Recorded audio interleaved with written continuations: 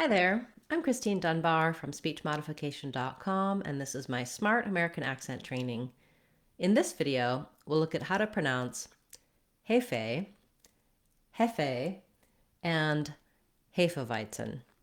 So these words look similar, some look similar but don't sound similar, and some don't look similar but sound similar. Let's break it down and tell you what each of these words is and how to pronounce it smoothly and easily in your everyday speech.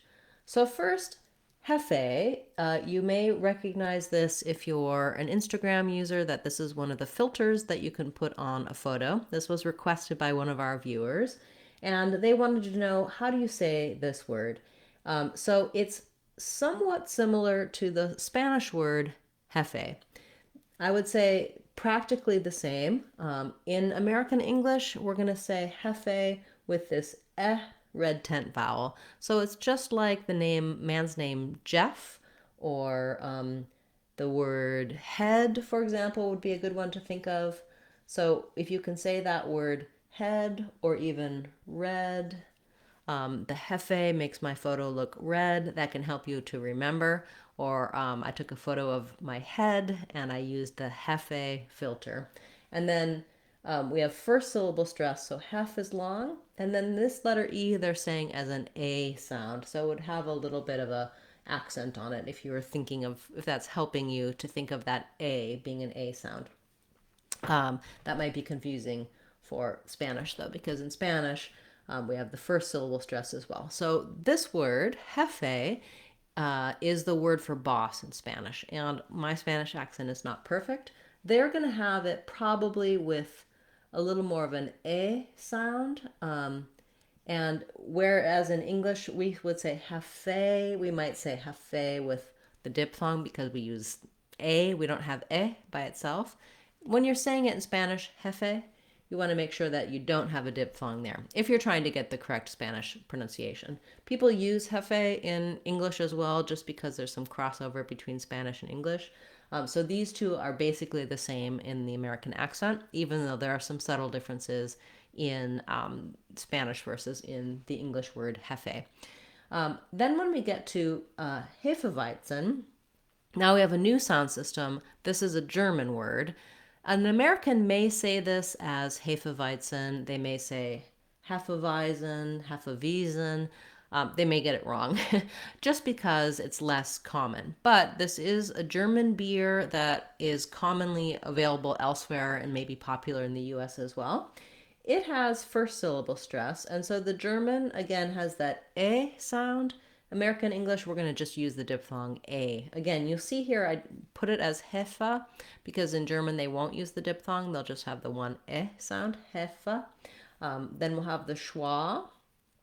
The letter W in written in German is the V sound in English. So it's helpful to rewrite it with a V. And then it's kind of an interesting rule that in German, EI equals the I sound and IE equals the E sound. So I've written here Veit. That's how a typical way we would spell this diphthong I. And then we have letter Z in German is the S sound. So I've written it here with an S for you. For Hefeweizen, you might want to practice one syllable at a time. Hefeweizen. You're going to have some secondary stress there on the Weit syllable. So then you can speed up. Hefeweizen, Hefeweizen. Oh, okay, so I used my Hefe filter to take a picture of the Hefe having a Hefeweizen. Okay, yeah, that's quite the tongue twister there. These may be words that you're using fairly infrequently, but it is something to consider that, again, we can look at the spelling. Sometimes the ones that have more similar spelling actually have less similar pronunciation. Knowing a way to visualize the word that makes more sense to you in terms of how it's spelled, or learning the IPA, the International Phonetic Symbols, can be very useful depending on what symbols are used in your dictionary. I use IPA, different dictionaries will use different symbols, but having a consistent system to understand what the vowel letters and the spelled letters say for sounds, especially with words that come from other languages into English, that can definitely confuse matters. Thanks so much for this request. If you have a request you'd like to see me cover in the Word of the Day series, feel free to leave that in the comments for this video or any of my videos. I'll add it to the list to cover in a future class. Check out our online courses on speechmodification.com for the sounds of English and our American Accent 6-week course. All of our online courses are either free or available for under $2.